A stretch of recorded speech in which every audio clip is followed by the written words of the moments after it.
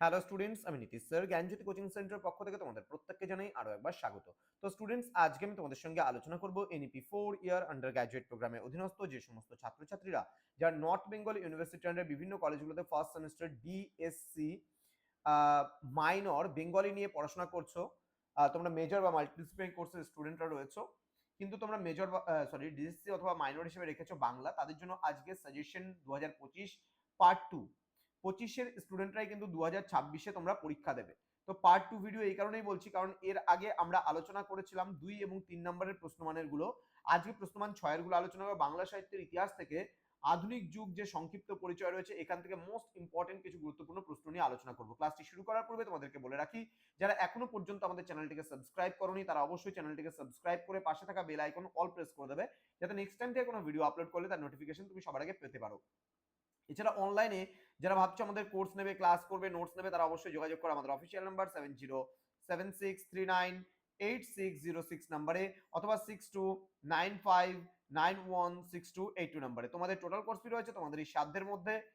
যদি তোমরা অ্যাপ থেকে আমাদের পিস্টিকল এডুকেশন PISTICALL এডুকেশন EDUCATION, ঠিক আছে, এই এডুকেশন অ্যাপ থেকে তোমরা যদি ডাইরেক্টলি সরাসরি পারচেস করতে চাও, তাহলে পার সাবজেক্ট পড়ছে এখানে মাইনরের ক্ষেত্রে 199 রুপিস, আর মেজরের ক্ষেত্রে পার সাবজেক্ট রয়েছে 499 রুপিস। তো দেরি না করে সেখান থেকেও আমাদের কোর্সগুলো তোমরা নিতে পারো, এবং ম্যানুয়ালি যারা কোর্স জয়েন করবে তাদের জন্য 699 রুপিস পুরো সেমিস্টারের কোর্স ফি তোমাদের মাইনর কোর্সের বা মাল্টিডিসিপ্লিনারি কোর্সের, এবং যারা মেজর কোর্সে রয়েছে তাদের জন্য 1199 রুপিস পুরো সেমিস্টারের কোর্স ফি।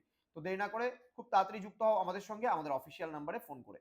চলো শুরু করছি আজকের ক্লাসটা। প্রশ্নমান 6-এর জন্য যে প্রশ্নগুলো তোমাদের ভীষণ গুরুত্বপূর্ণ সেগুলো নিয়ে আলোচনা করব। প্রথম প্রশ্ন, বাংলা গদ্যের বিকাশে মৃত্যুঞ্জয় বিদ্যালঙ্কারের প্রতিভা বিচার করো বা মৃত্যুঞ্জয় বিদ্যালঙ্কারের অবদান আলোচনা করো। নেক্সট, গদ্য শিল্পে প্রমোদ চৌধুরীর সংক্ষিপ্ত পরিচয় দাও, ভীষণ গুরুত্বপূর্ণ একটি প্রশ্ন। নেক্সট রয়েছে বাংলা গদ্যের বিকাশে ঈশ্বরচন্দ্র বিদ্যাসাগরের অবদান সম্পর্কে আলোচনা করো, ভালো করে পড়বে। নেক্সট, রবীন্দ্রনাথ ঠাকুরের কাব্যগুলিকে কটি পর্যায়ে ভাগ করা যায়, এই পর্যায়গুলির মধ্যে যে কোনো একটি পর্যায়ের সংক্ষেপে আলোচনা করো। নেক্সট রয়েছে টিকা লেখো মেঘনাদ বধ কাব্য, ওকে, মেঘনাদ বধ কাব্য। নেক্সট রয়েছে বাংলা কাব্যে জীবনানন্দ দাশের কবি প্রতিভার পরিচয় দাও। নেক্সট, বাংলা ঐতিহাসিক নাটক রচনায় দ্বিজেন্দ্রলাল রায়ের কৃতিত্ব বিচার করো বা আলোচনা করো। নেক্সট, গিরিশচন্দ্র ঘোষের পৌরাণিক নাটকগুলি সম্পর্কে আলোচনা করো। নেক্সট রয়েছে প্রহসন রচয়িতা রূপে দীনবন্ধু মিত্রের কৃতিত্ব বুঝিয়ে দাও। নেক্সট, বঙ্কিমচন্দ্র চট্টোপাধ্যায়ের সামাজিক উপন্যাসগুলি সম্পর্কে আলোচনা করো। নেক্সট, বঙ্কিমচন্দ্র চট্টোপাধ্যায়ের ঐতিহাসিক উপন্যাসগুলি সম্পর্কে আলোচনা করো। এই দুটো প্রশ্নের মধ্যে একটা প্রশ্ন আসার সম্ভাবনা রয়েছে। নেক্সট রয়েছে রবীন্দ্রনাথ ঠাকুরের উপন্যাসে সামাজিকতার প্রসঙ্গ আলোচনা করো। বঙ্কিমচন্দ্র চট্টোপাধ্যায়ের দেশাত্মবোধক উপন্যাসগুলির সম্পর্কের পরিচয় দেওয়া, যে বঙ্কিমচন্দ্র চট্টোপাধ্যায় দুটো আর একটা তিনটে, এই তিনটে প্রশ্নের মধ্যে একটা প্রশ্ন আসবে খুব গুরুত্বপূর্ণ। দেখো 12 নম্বরের একটা প্রশ্ন পড়লে তো বঙ্কিমচন্দ্র চট্টোপাধ্যায়ের সমস্ত উপন্যাস আলাদাভাবে হয়ে যাচ্ছিল, কিন্তু এখানে আমি ইন্ডিভিজুয়ালি প্রশ্ন দিয়েছি এই কারণে যেন তোমাদের বুঝতে সুবিধা হয়। আবারও বলছি, এই তিনটা প্রশ্ন যদি আমি 12 দিতাম তাও পারতাম, তাহলে তোমাদের অলরেডি 3টা প্রশ্ন কমে গিয়ে 14টা প্রশ্ন হতো। আমি আরো চাইলে আরো কমাতে পারতাম, কিন্তু সেটা কিন্তু আমি করিনি। কোশ্চেন সংখ্যা বেশি রেখেছি যেন তোমাদের প্রশ্নগুলো বুঝতে সুবিধা হয়। নেক্সট রয়েছে পরশুরাম নামে কে পরিচিত, বাংলা ছোট গল্পে তার কৃতিত্ব আলোচনা করো।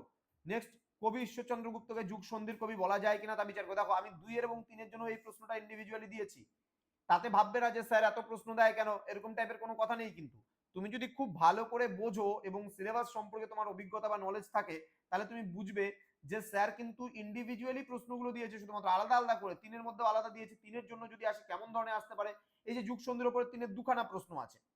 এবার 2-3-এর গুলো আমি একসাথে দিয়েছি 28টা প্রশ্ন, সেখান থেকে যদি আমি সেখান থেকে যদি ভাগ করতাম 14 করে কোশ্চেন পড়তো, তাই না? তাহলে 14টা 2-এর 14টা 3-এর হয় না অ্যাকচুয়ালি, তাও আমি কিন্তু দিয়েছি একটা সাজেশন করে, শর্ট করে সাজেশন। নেক্সট বলছে বাংলা ছোট গল্পে প্রেমেন্দ্র মিত্রের কৃতিত্ব আলোচনা করো। তো এই কয়েকটা প্রশ্ন কিন্তু তোমাকে 6 নম্বরের পড়তেই হচ্ছে, খুব ভালো রেজাল্ট করতে যদি চাও তাহলে এই কটা প্রশ্ন ভালো করে পড়তে হবে। তো স্টুডেন্টস যারা এখনো চ্যানেলটিকে সাবস্ক্রাইব করোনি তারা অবশ্যই চ্যানেলটিকে সাবস্ক্রাইব করে পাশে থাকা বেল আইকন অল প্রেস করে দাও, যাতে নেক্সট টাইম থেকে কোনো ভিডিও আপলোড করলে তার নোটিফিকেশনটা তুমি সবার আগে পেতে পারো। এছাড়া যারা ভাবছো যে অনলাইনে আমাদের ক্লাস জয়েন করবে তারা অবশ্যই যোগাযোগ করো আমাদের অফিসিয়াল নাম্বার 7076398606 নাম্বারে অথবা 6295916282 নাম্বারে। দেখা হচ্ছে খুব তাড়াতাড়ি আরো একটা নতুন ক্লাস নিয়ে। তোমরা প্রত্যেকেই ভালো থেকো, সুস্থ থেকো। Thank you so much, thanks for watching after all, thank you.